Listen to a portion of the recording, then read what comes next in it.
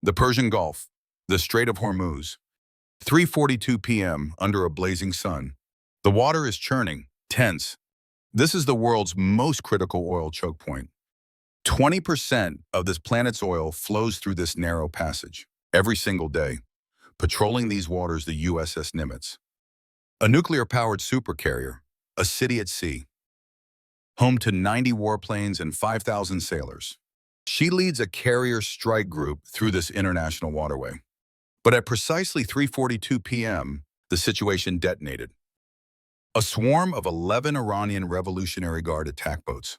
They surged towards the American battle group. Armed to the teeth, missiles, torpedoes.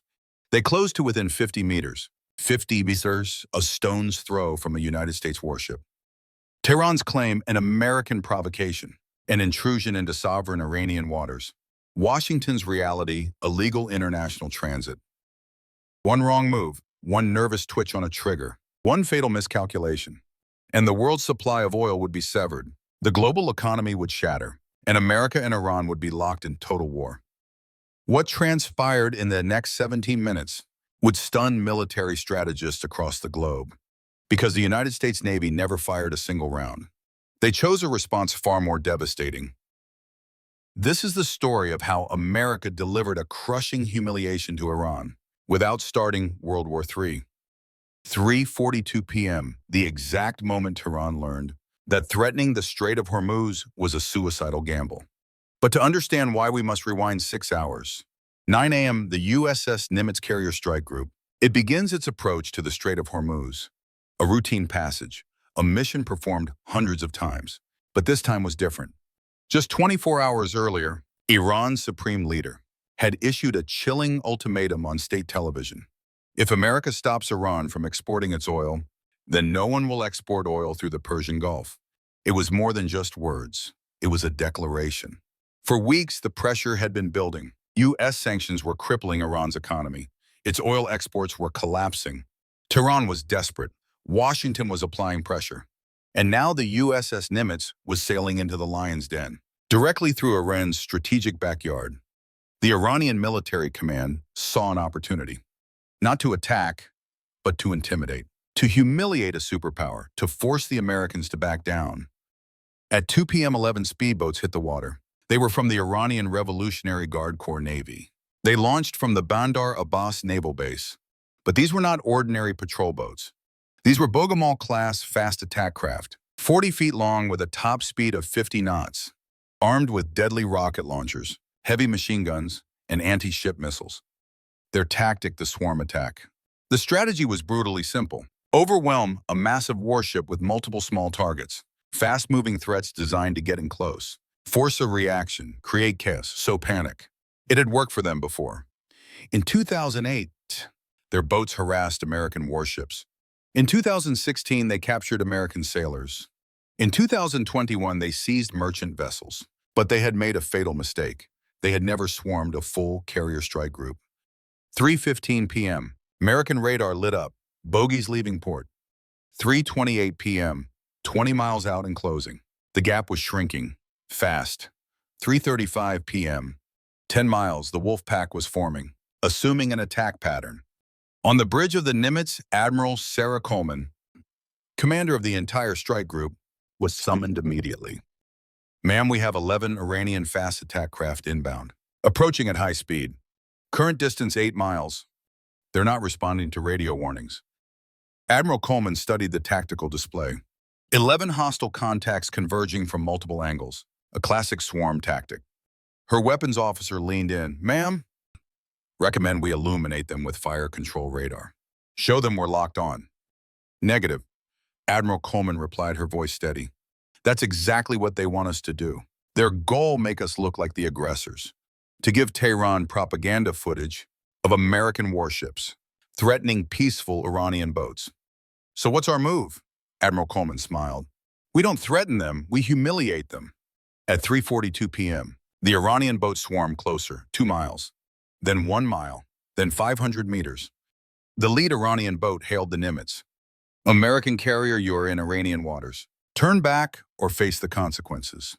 Admiral Coleman keyed the mic. Her response was cold steel, calm, almost bored. Iranian vessels, this is the USS Nimitz. We are conducting lawful transit through international waters. You are operating dangerously close to United States warships. For your own safety, we recommend you increase your distance immediately. The Iranian commander laughed. A laugh broadcast over the open frequency. A fatal mistake. You recommend. We have 11 boats. You are surrounded. Turn back now. Admiral Coleman did not respond. Instead, she gave 3 simple orders that would change everything. Order number 1, launch the birds, 90 seconds. 4 MH-60R Sea Hawk helicopters lifted off the deck of the Nimitz. These were not gunships, they were search and rescue birds. But each one was equipped with forward-looking infrared cameras and high-definition video recorders. They could see everything. The helicopters took their positions, high above the Iranian speedboats.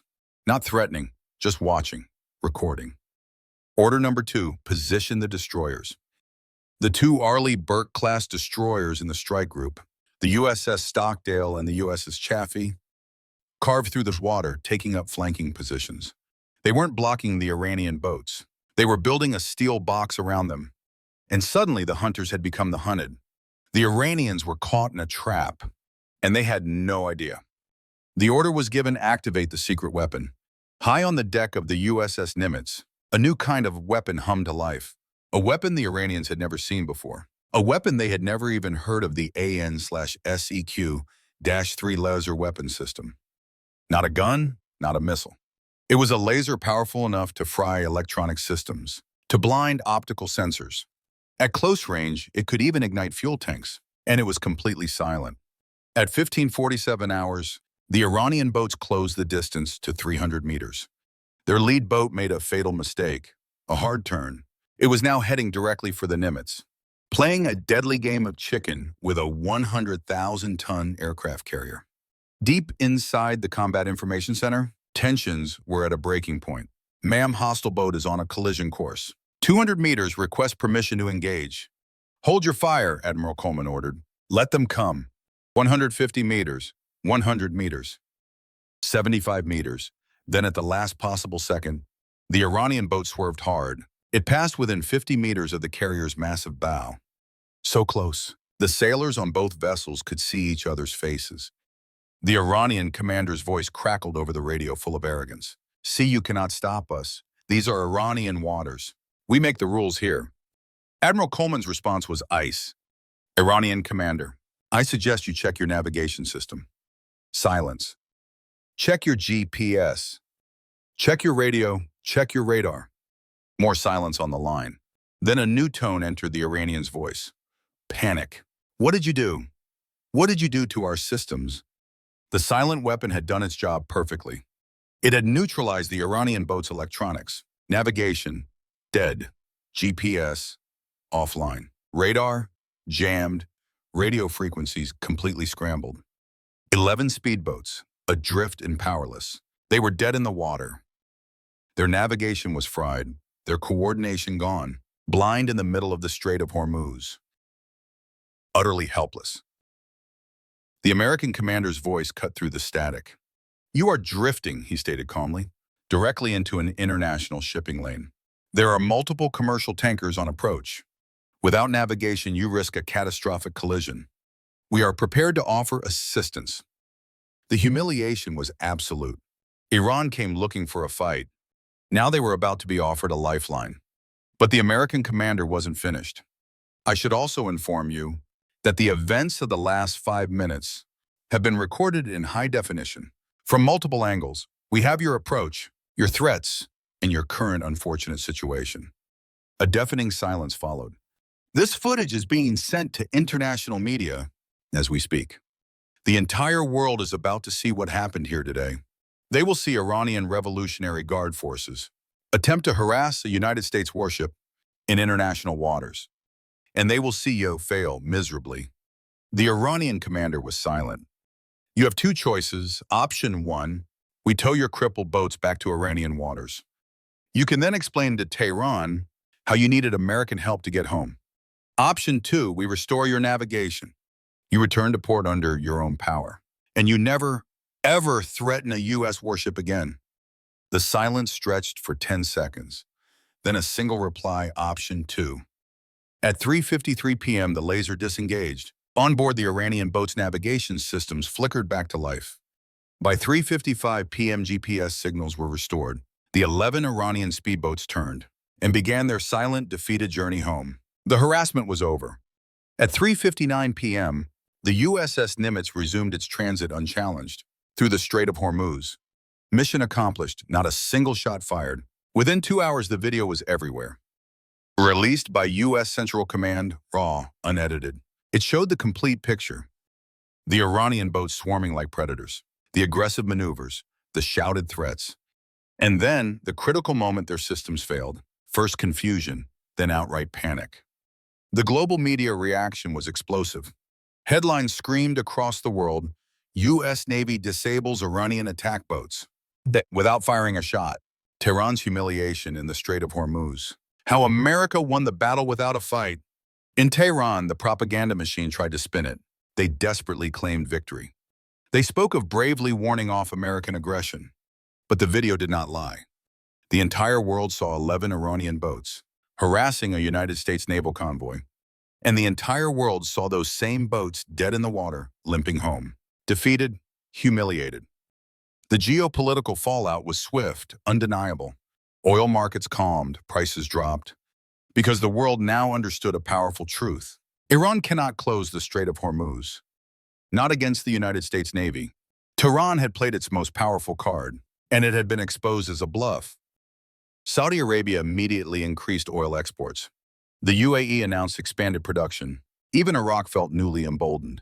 Iran's ultimate threat, the threat that had guaranteed their leverage for decades, was proven to be hollow. But the most significant impact was unfolding inside Tehran itself. According to intelligence sources, the Revolutionary Guard commander, the man responsible for the operation, was summarily dismissed. The boat crews were severely disciplined. Sweeping internal investigations were launched. The hardliners who had pushed for confrontation with America were silenced, sidelined. In their place, pragmatists who favored de-escalation gained influence. Because the incident proved one terrifying thing. The Iranian military had a secret they could never admit, a truth they knew in their bones. A direct fight with the United States Navy was not just a losing battle. It was suicide. But not because America would annihilate them. Although they absolutely could, it was because America could utterly humiliate them, without even firing a shot. This was a war of laser weapons and electronic pulses, a battle against overwhelming technological dominance. And into this arena, Iran had brought speedboats to challenge an aircraft carrier. It was worse than bringing a knife to a gunfight. Much worse. Because in this fight, the Americans didn't even need their guns. The result was immediate. Naval harassment plummeted by 80% in weeks. The Revolutionary Guard's attack boats backed off. The provocations didn't stop because they feared death.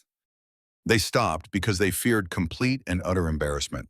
So what really unfolded at 3:42 p.m. in the crowded waters of the Strait of Hormuz? On the surface, it appeared to be another hostile encounter. 11 Iranian speedboats swarming a single carrier battle group. But what was happening beneath the surface was a silent, chilling demonstration of 21st century warfare. Let's break down the weapon. The AN/SEQ-3, the LUBUS, is not science fiction. It is real, it is deployed, and it is deadly effective. It operates on directed energy, a focused beam of light designed to disable its targets. There are no bullets. There are no explosions. There is only silent surgical precision. Against small, fast-moving boats, it can burn out navigation systems in mere seconds. It can blind optical sensors or even ignite fuel tanks on command. And the most devastating part, it is completely silent. The Iranian crews never knew they were being fired upon, not until their systems went dark. But the true masterstroke wasn't the weapon itself. It was the strategy. Admiral Coleman understood a crucial modern truth. In our age of viral videos and global news, the perception of power is as important as firepower. If the U.S. Navy had opened fire with conventional cannons, even in clear self-defense, Iran would have played the victim. They would claim America attacked peaceful Iranian boats. The narrative would have become one of American aggression. There would be UN debates, international condemnation. But instead, Admiral Coleman let the Iranians make their threats. She let them harass. She let them get dangerously close. And then she neutralized them without firing a single shot. The video evidence was undeniable. It showed Iran as the aggressor and America as the consummate professional. This is information warfare in action, a perfect fusion of military power and strategic messaging. China was watching this incident closely. So was Russia, and so was North Korea. They all learned the exact same lesson. The United States Navy doesn't need to fire a weapon to win. They possess tools, advanced laser systems, powerful electronic warfare, and unmatched cyber capabilities. Technology that can defeat an adversary without escalating to open conflict. This is the very core of American naval dominance. It's not just about aircraft carriers and submarines. It's about the seamless integration of technology, battlefield strategy, and information warfare. Iran tried to shut down the Strait of Hormuz. They tried to prove they controlled the Persian Gulf. Instead, they proved the exact opposite, that American naval power is simply overwhelming, so technologically superior, that resistance isn't just futile. It's an embarrassment. And in the arena of geopolitics, embarrassment is often worse than defeat. 3:42 p.m. the Strait of Hormuz. This was the moment Iran made a fatal miscalculation. They thought they could intimidate America. They believed they could force the Navy to back down. They wanted to prove dominance in their own backyard. Instead, they received a masterclass in modern naval warfare. No shots fired, 0 casualties, no escalation, just 11 speedboats dead in the water, drifting helplessly in a critical international shipping lane. Admiral Sarah Coleman's mission continued. The Nimitz completed its transit unimpeded. The Strait of Hormuz remained open. And Iran learned that threatening United States warships isn't brave, it's a catastrophic mistake. Today, Iranian gunboats still prowl the Persian Gulf, but now they keep their distance. They watch, they monitor, but there is no harassment, no threats. The swarming has stopped because they remember what happened at 3:42 p.m. They remember the invisible beam that crippled their systems. They remember the American helicopters circling overhead recording everything. And they remember the admiral who defeated them without firing a single shot. They remember the humiliation. It was a fatal mistake they will never repeat. This is the Strait of Hormuz, a vital artery in the Persian Gulf, the strategic choke point that fuels the world. And this story is why it will never be closed. Because the United States Navy stands guard. They don't just defend freedom of navigation. They make total dominance look easy. The time was 3:42 p.m., the day Iran gambled on closing the strait, the day America proved to the world why no one can.